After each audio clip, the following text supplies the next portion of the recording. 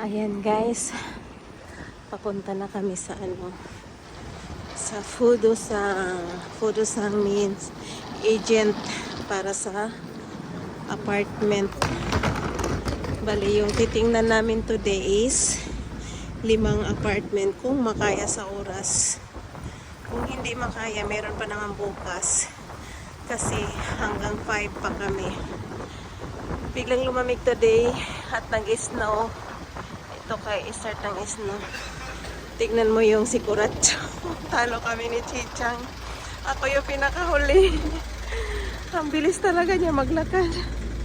Nakapagod, wala na akong power. Hindi na kaya ng aking health. Ayan. Ang lamig. Nandito na kami sa Kyoto Iki. Kyoto GR. Nandito na yung Fudosang. Ayan guys. Ganito yung Tokyo Tower. Kyoto Tower. Doko ita?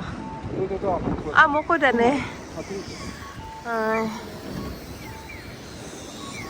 This is Kyoto guys. Dito na si Chichang maninirahan. Ang aking dalaga. Bait talaga ng partner ko. Talagang parang siya na rin yung tumatayong tatay ng aking dalaga. Super daming tao. Ay. Iyo kaidan de. Iday dubo. Sino ga nakaigpay ka ra. Daming tao. Ayan, layo pa nilakad namin. Ayan, nakita na ng Kyoto Tower. Ayan guys. Yung Kyoto Tower. Hinahanap pa namin yung agency ng maghanap ng apartment. Fudosang ang tawag dito. Kumbaga sa Pinas broker. Tapos may agent. So nandito lang daw siya sa malapit sa dito sa Kyoto Station. Ayan guys, Kyoto Station. Daming turista. Ang daming foreigner. Yeah. Ayun doon ang Kyoto Tower Hotel.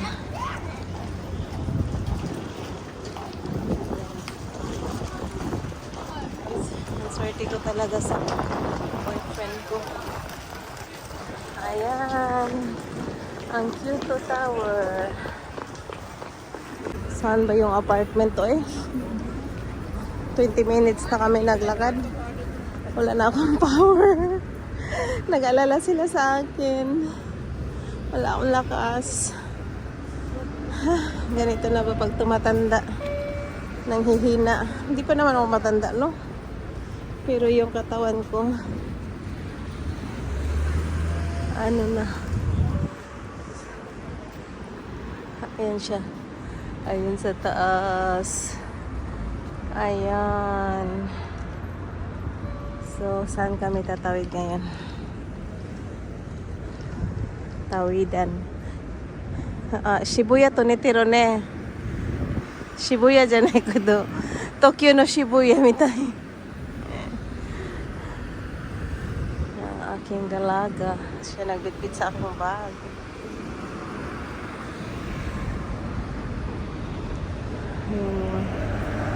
Yung mga nandito sa paligid sa station. Walang katapos ang lakad. Kanina pa, hindi pa kami nakarating sa apartment na mag-guide sa amin. Sana makakita talaga agad para magbayaran na at mamili kami ng gamit next day. Halimbawa, ma-final today yung apartment. Saan kaya?